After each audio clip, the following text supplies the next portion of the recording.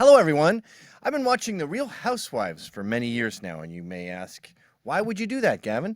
Well, I like to get laid, and the way a married man gets laid is he puts down a bottle of wine next to his wife and he watches her stupid shows. Now, the problem with that is you eventually get Stockholm Syndrome, and the next thing you know, you don't just watch Real Housewives of New York, RHONY hashtag, but you watch Beverly Hills, Orange County, all of them. And I started to notice a pattern when I'm watching these, because I'm still a dude. So I'm watching with an analytical testosterone mind, and I'm stroking my beard, and I think, Andy Cohen is Satan. The man behind Bravo, the man behind this incredible franchise that grosses about $162 million a year, is the devil. Now, atheists think when you say the devil, you honestly think like the guy puts on a skin-colored mask every day and shaves his horns down. No, it's a metaphor. It means evil. It means succumb to the darkness. You know, Motley Crue's album, Shout at the Devil, they made it very clear. They meant the devil is anyone trying to tell you to turn the music down or trying to wreck the party. Andy Cohen is pure evil, and this franchise is everything that Christians talk about when they mean evil. They mean it's this disgusting, horrible thing that is taking apart the very fabric of our lives. And I've talked to people, by the way, who work on the show, and they go, yeah, that is kind of true. Because my theory is, isn't it Andy Cohen and a bunch of gay dudes sort of shrinking this small and getting on these bored housewives' shoulders and going, she's a bitch. You should tell her to fuck off. She's evil. You know what she said about you? You should sit down and have a talk. Oh, you guys should have a party where all your enemies are at. Oh, you know what? You should tell your husband that you're going away camping with these evil bitches. Let's do it. Let's get some conflict going. Conflict is a big part of TV, but in fictional TV, it's very effective. When you do it in reality and you do it to marriages, you ruin people's lives. I think it was OK Magazine, I can't believe I'm checking these sources, that listed 13 marriages this show has ruined.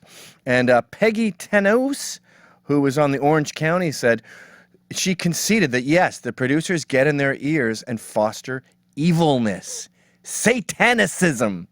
We started meeting with producers to discuss storylines, she told The Hollywood Reporter, maintaining that was behind her decision to leave the series. I started getting anxiety thinking about all the forced drama that does happen on occasion.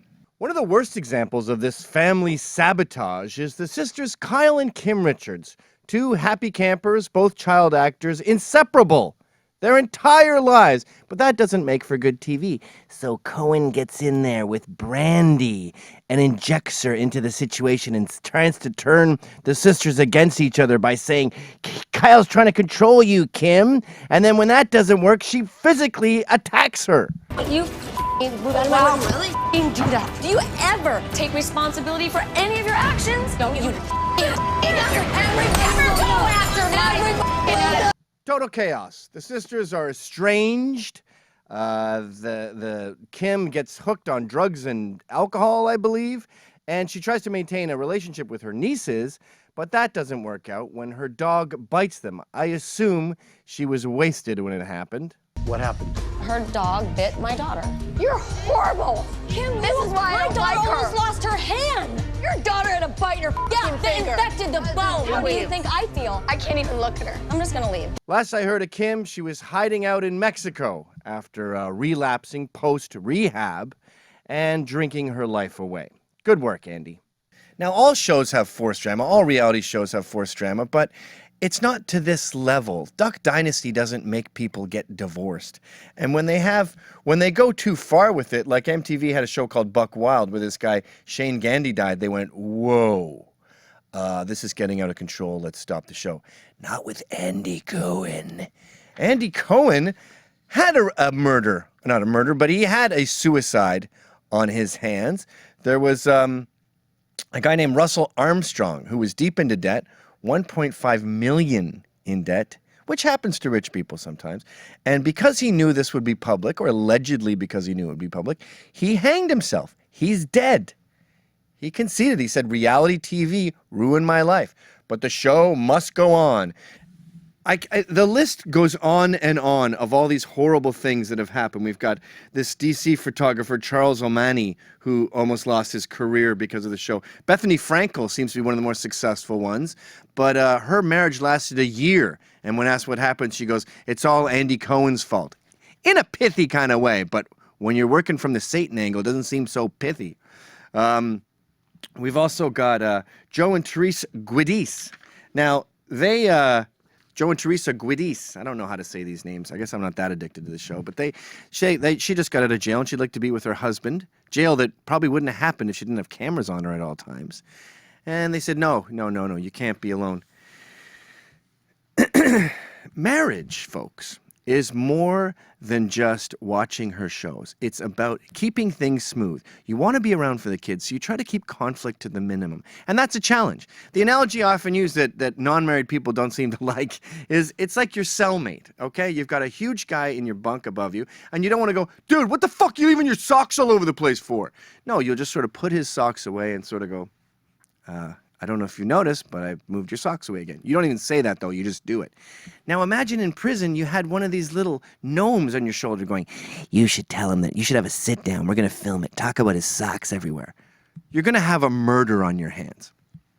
Now, I thought I came up with this, but there's a lot of people saying, "Bravo, Andy Cohen, Satan." And, of course, they're using the metaphorical Satan. I talked to one guy, he said, yeah, he was in the building once, and he saw Andy Cohen working on his hair in the reflection of a giant picture of himself. That's straight out of The Omen. Now, some of the more extreme believers in this theory talk about the gays and how these producers are gays, and that gays don't really want to have their own marriage. They really want to sabotage marriage. And their whole thing is becoming acceptable by tearing us down and making us just as unacceptable as them. This is not an uncommon theory. I agree. It's a no-brainer that we should have the right to marry. But I also think equally that it's a no-brainer that the institution of marriage should not exist. I'm willing to consider that. I'm open to all ideas. I can pontificate and wonder. But I think there's more to it than that.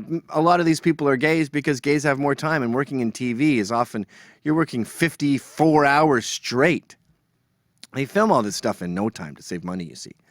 I think the real problem here is that we've become a sick and twisted culture that used to enjoy watching happy families on TV like Dick Van Dyke and My Three Sons, but now we enjoy seeing failure because there's an element of schadenfreude in our culture where we want to see people suffer, and that's what makes us feel good. Look, I'm not saying you're going to hell if you watch Real Housewives, but I will tell you they definitely do not watch it in heaven.